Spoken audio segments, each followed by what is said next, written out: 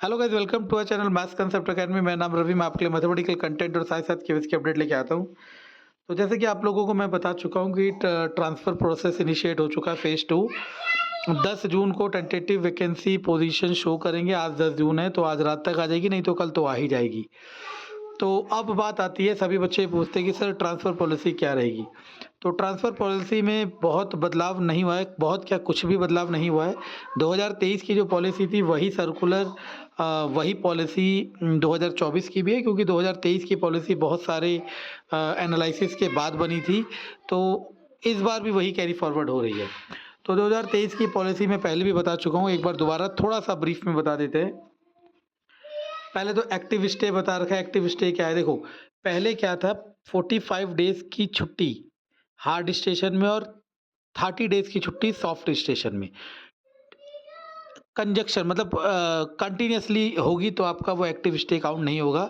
लेकिन 2023 वाले में क्या कर दिया था, सॉफ्ट स्टेशन में 30 डेज और हार्ड स्टेशन में 45 डेज एक साथ मिलाकर, टोटल की बात नहीं, मतलब कंटिन्यूस की बात नहीं हो रही, टोटल अगर इससे ज़्यादा हो गई तो आपका वो एक्टिव स्टे काउंट नहीं होगा। इसमें मैटरनिटी लीव को एग्जेम्पशन दे रखा है और कई सारे मेडिकल ग्राउंड को एग्जेम्पशन दे रखा है। ठीक, और बहुत सारी है, मैं पीडी सर्कुलर अपने टेलीग्राम पे डाल दूंगा या फिर आप डाउनलोड कर लेना केवीएस की साइट से। ठीक है, टेन्योर का भी लिखा हुआ है वही कि जो पैराग्राफ उसमें लिखा हुआ है। ठीक, अब पॉइंट सिस्टम बता देता हूँ। पॉइंट सिस्टम जरूर, अच्छा तो मैं पहले ही बता चुका था कि सॉफ्ट स्टेशन का टेन्योर 5 साल का रखा हुआ है 2023 में, और हार्ड स्टेशन का 3 साल का तो रहता ही है, नॉर्थ ईस्ट का भी 3 साल का। तो यहाँ पॉइंट लिखा हुआ है कि नॉर्मल स्टेशन में 5 साल है, 5 साल अगर जिसको नहीं हुए तो ट्रांसफ़र के लिए एलिजिबल नहीं हो रखा। नॉर्मल स्टेशन के लिए 5 साल और हार्ड स्टेशन और नॉर्थ ईस्ट रीजन के लिए 3 साल। ठीक है, कहाँ लिखा हुआ है ये, पॉइंट नंबर 6।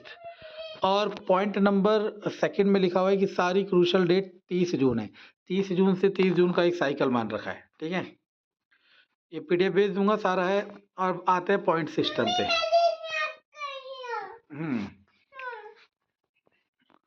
पॉइंट सिस्टम में आते हैं तो पॉइंट लिखे हुए हैं कि, अच्छा ये तो टेन्योर लिखा हुआ है। ठीक है, देख लो जो मैंने कहा वही है।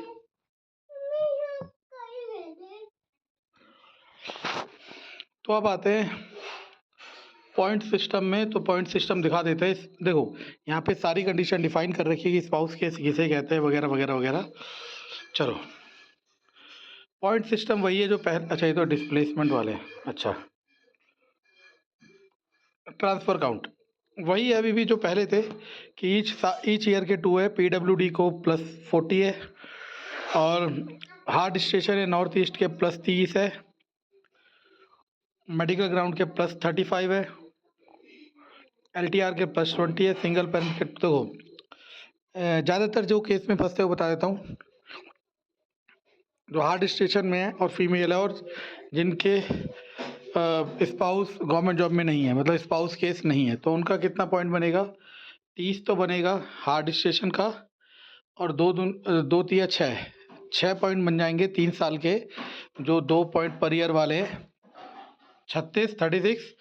और यहाँ पे ढंग से देखो, ये पॉइंट नंबर 10 देखो, पॉइंट नंबर 10 ये केवीएस का बहुत अच्छा इनिशिएटिव था। ये जिनके पति स्पाउस केस नहीं है, क्योंकि स्पाउस केस वालों को तो फीमेल को बेनिफिट मिलता है, जिनके पति स्पाउस केस नहीं है उन्हें +8 पॉइंट मिलेगा। तो 36 और 8 44 पॉइंट मिलेंगे। इस 44 पॉइंट में, इस 2023 पॉलिसी के अकॉर्डिंग 44 पॉइंट में आप जो स्टेशन चाहो वो स्टेशन डेफिनेटली मिल जाएगा, अनलेस आपकी पोस्ट पीजीटी ना हो, क्योंकि पीजीटी में एक स्कूल में एक ही पोस्ट होती है, तो वो डिपेंड करेगा कि आप कौन सा स्कूल मांग रहे हो और कहाँ पे वहाँ पे वो खाली है या नहीं। तो ये पॉइंट स्ट्रक्चर है जो आपको समझना चाहिए और इसी बेसिस पे आपको ट्रांसफ़र मांगना चाहिए। सही है, तो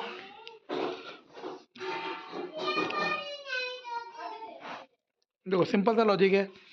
मान लो आप सॉफ्ट स्टेट में बैठे हो, आपका टेन्योर पूरा हो गया, फीमेल हो, ठीक है ना, तो टेन्योर पूरा होने के सॉफ्ट स्टेशन में कोई एक्स्ट्रा पॉइंट नहीं है, 2 पंच 10 पॉइंट है। और मान लिया आपके पति भी या आपका स्पाउस केस प्राइवेट जॉब करते हैं, तो 8 पॉइंट आपको मिलेंगे, 18।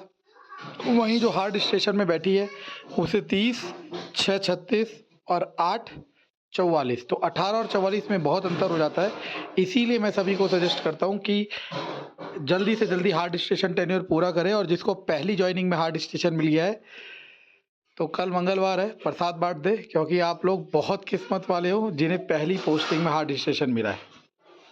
ठीक है, ये 45 छुट्टी वाला पॉइंट बहुत क्रूशियल पॉइंट है, याद रखना। दोबारा बता रहा हूँ, सॉफ्ट स्टेशन में टोटल 30 डेज से ज़्यादा जिसकी छुट्टी होगी उसे उसका वो साल काउंट नहीं होगा, और हार्ड स्टेशन में जिसकी टोटल 45 डेज से ज़्यादा छुट्टी होगी, टोटल, एक साथ नहीं, टोटल एकेडमिक ईयर में, तो उसका काउंट नहीं होगा। ये 2 पॉइंट है जो लास्ट ईयर बहुत कन्फ्यूज़न क्रिएट करे थे, तो इस बार भी करेंगे। तो सारा मैंने समझा दिया है डिटेल में। अब कोई डाउट हो तो मुझे मेल कर सकते हैं, मेल आईडी bistravi840@gmail.com, bistravi840@gmail.com। धन्यवाद।